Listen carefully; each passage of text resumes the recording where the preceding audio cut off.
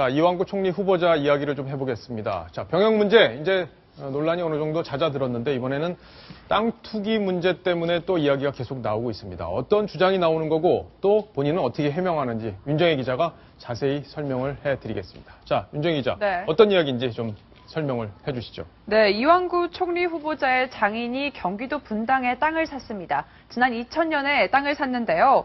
그것도 동시에 그런데 그 장인이 산 주변의 땅을 동시에 13명의 사람들이 또 사들입니다. 13필지를 사람들이 사들입니다. 그런데 이 사들인 사람들이 또 전부 다 사회 고위층이에요. 예. 그렇기 때문에 굉장히 이슈가 되고 있는 건데요. 당시에 이 후보자와 함께 국회 소속이었던 한 의원의 20대 자녀들이 한꺼번에 땅을 사들이기도 하고요. 또 그 지역 유지들이 또 땅을 사들이네요. 그런데 알고 보니까 이 이완구 총리 후보자가 충북 도지사 시절부터 굉장히 친분이 있었던 사람들이라고 하거든요. 예. 한번 지도로 준비했는데 같이 보실까요? 이 이완구 총리 후보자의 장인이 땅을 산 곳이요. 바로 이 아랫부분, 이 부분에 이제 땅을 네. 샀습니다. 그런데 지금 이 주변으로 지금 빨갛게 표시된 부분들이 이 사회 고위층 인사들이 땅을 동시에 같은 날 산 부분들이에요. 보시면 국회의원의 자녀 3남매, 그리고 모 기업의 회장도 땅을 샀고요. 모 기업의 이사장도 지금 땅을 주변에 샀죠. 바로 이완구 총리 후보자의 장인이 산 주변으로 같은 날 이렇게 13곳이나 부동산 거래가 이루어진 겁니다. 예. 좀 이상한 부분이죠. 자, 그러면 이 사람들이 같이 동시에 땅을 사서 투기를 네. 한 거 아니냐 이런 의혹이 지금 제기가 되고 있는 건데 그렇죠. 이완구 후보자의 이야기는 뭐라는 거죠? 네, 일단은 이 토지가요, 당시에 광고가 굉장히 많이 됐다고 합니다. 네. 이 개발이 된다고 해서 신문이나 이런 곳에 광고성 기사가 많이 나갔었고, 그렇기 때문에 이완구 총리 후보자가 자기가 개인적으로 들은 정보가 전혀 아니라 누구나 쉽게 접할 수 있는 그런 정보에 의해서 이렇게 부동산을 구매를 했던 거다라고 얘기를 하고요. 당시에 그 지역이 또 굉장히 개발붐이 일었다고 합니다. 예. 때문에 부동산 거래가 많았고요. 매매 일자가 동일한 이유에 대해서도 설명을 이게 했죠. 제일 핵심이잖아요. 그렇죠. 왜 같은 날 매매가 이루어졌는지. 그렇죠. 근데 그 부동산 업체가 일괄적으로 매매 계약을 예. 했기 때문에 같은 날로 저렇게 찍혔을 뿐이지 동시에 땅을 사들이고 이런 건 전혀 아니다라고 해명을 하고 있습니다. 예, 그러니까 아까 그 쭉 제기됐던 그런 네. 13필지의 땅들이 동일한 부동산 그렇죠. 업체가 한 번에 다 등록을 했기 때문에 매매를 그렇죠. 같은 날 이루어진 거다 이런 네. 설명이라는 건데 김태현 변호사 이거 어떻게 평가를 해야 될까요?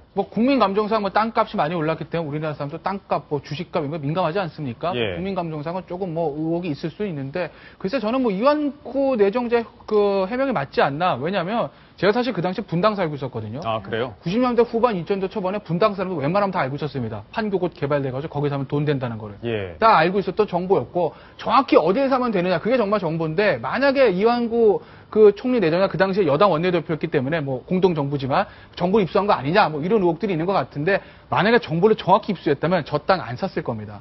지금 판교 테크노밸리 있는 그런 부분들 있잖아요. 예. 거기에 사서 수용된 다음에 현금을 많이 이제 취득을 했겠죠. 토지 수용으로. 그게 아니라 지금 저 산 지역을 보시면 사진 나왔지만 대부분 전원주택 단지예요. 예. 옆에 이제 전원주택도 있고 이렇기 때문에 저건 실수요자로 구매한 거지. 제가 봤을 때는 시세 차익을 노리고 투기를 했다면은 정보 입수 투기했다면 저거는 잘못된 투기인 거죠. 그렇기 때문에 저건 아마 실수요자로서 나중에 장인이 미래를 보고 샀다. 거기서 살기 위해서 샀다라는 이완구 후보자의 어떤 해명이 맞지 예. 않나 저는 개인적으로 그렇게 보고 있습니다. 이완구 후보자가 그런 해명도 했었죠. 만약에 투기라면은 이걸 땅을 진작에 팔아서 예. 현금으로 녹여서 나눠줬을 텐데 예. 이걸 증여세까지 5억 원, 6억 원 내면서 그렇죠. 이걸 이렇게 하진 진행을 않았을 했겠냐 거죠. 이런 네. 설명을 하는 걸 보면 김태현 변호사 얘기가 좀 힘이 실리는 부분이 저 있겠습니다. 지역은 사진 보시면 알겠지만 지금 옆에 전원주택이 있기 때문에 논밭이기 때문에 토지 수용이 될 수 있는 부분도 아니고 저긴 지금 거래가 잘 안 되는 지역으로 알고 있거든요. 그렇기 때문에 이완구 후보자는 줬든 싫든 저 땅을 계속 아마 보유할 수밖에 없을 겁니다. 그렇기 때문에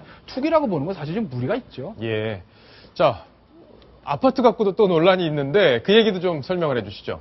네, 이완구 총리 후보자가 서울 도곡동 타워팰리스를 매매하는 과정에서 혹시 투기 의혹이 지금 일어나고 있습니다. 또 그 과정에서 다운 계약서를 작성을 해서 세금을 탈루한 것 아니냐 이런 의혹도 나오고 있는데요. 어떤 내용인지 좀 설명을 해드릴게요. 먼저 이완구 총리 후보자가 타워팰리스를 하나 사들이는 게 2003년 1월입니다.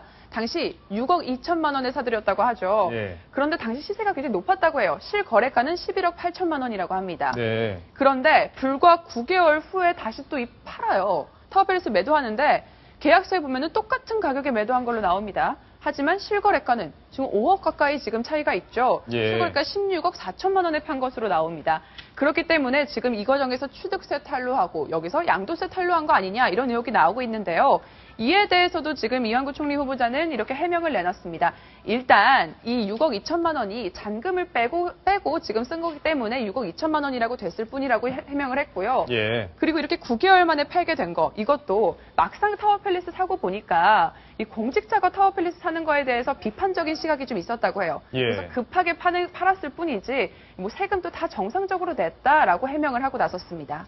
자, 공직자가 타워팰리스에 산다는 게 이미지가 안 좋아 매각했다. 네. 뭐 자기 관리 철저히 하시던 분이기 때문에 아마 이런 판단을 하지 않았나 이런 생각이 드는데 실제 가족들이 거주했고 향후 최대 30억 원까지 가격이 올랐던 것을 감안하면 일찍 팔았기 때문에 투기로 볼 수 없다. 뭐 이런 얘기를 하는 건데 이것도 김태현 변호사가 짧게 정리를 해주시죠. 일단 세금 다 매각한 것이고 물론 뭐 저것도 제가 투자를 뭐 저건 실패한 투자예요. 왜냐면 타워팰리스가 처음에 미달이었다가 나중에 뭐 3, 40억까지 노무현 정부 때 부동산 붕 타고 올랐던 거 뭐 세상에 다 아는 사실인데 이완구 후보자가 좀 속은 쓰리실 거예요. 너무 일찍 팔았죠. 예. 그리고 저 이제 세금에 대한 6억 2천에 대한 거는 저 이제 모 신문에서 저게 이제 뭐 공직자윤리법상 재산을 잘로 등록한 거 아니냐라고 이제 그 보도를 했는데 조금 재산 등록, 공직자들의 재산 등록 과정에서 오해가 있었던 것이죠.